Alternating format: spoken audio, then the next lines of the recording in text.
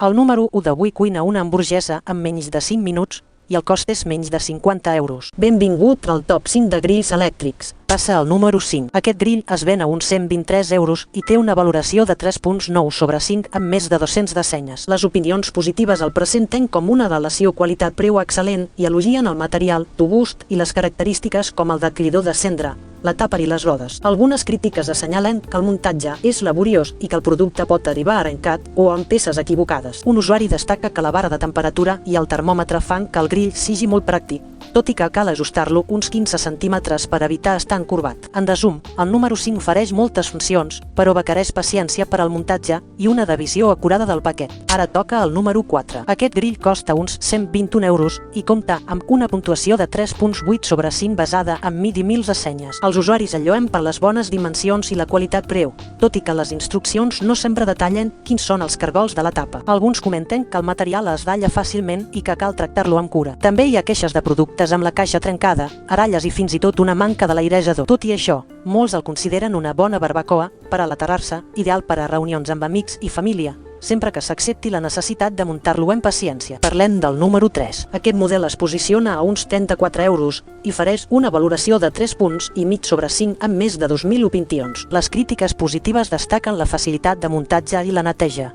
Tot genial, fàcil de muntar i funciona molt bé. També hi ha qui l'ha qualificat com la qualitat-preu ideal per a un balcó o terrassa, ja que manté l'aigua a la safata i no necessita carbó. Però ja veus que el descriuen com un joiet de plàstic endeble, amb una qualitat que no supera les expectatives. En resum, el número 3 és una opció assequible per a espais petits, però pot ser massa fràgil per a un ús intensiu. Si t'estan agradant aquestes recomanacions, assegura't de subscriure't al canal i activar la campaneta per a no perdre't cap de les nostres properes Daviets. Segueix el número 2. Amb un preu d'unes 139 euros. Aquest model obté una puntuació de 4.3 sobre 5 i compta amb més de 500 valoracions. Les opinions positives subratllen la seva facilitat d'ús. No hi ha funcions innecessàries. La superfície és prou gran per a 6 comensals i cuina hamburgueses i salsitxes sense deixar-lo. La potència i la rapidesa són elogiadores, que funciona perfectament, la potència i la rapidesa són magnífiques. No obstant això, algunes crítiques assenyalen problemes de termòstat i la manca d'una graella d'esport. En general, el número 2 és una opció robusta per a cuines interiors amb una gran capacitat. Recorda que pots trobar els enllaços a les descripcions per a cada grill esmentat,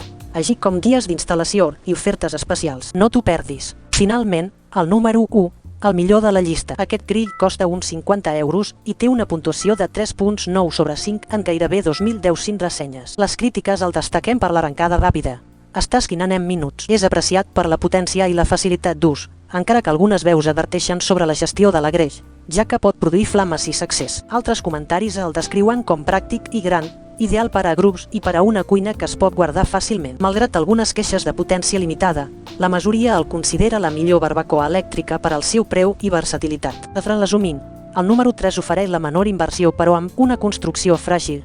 El número 4 combina dimensions generoses amb alguns problemes de qualitat.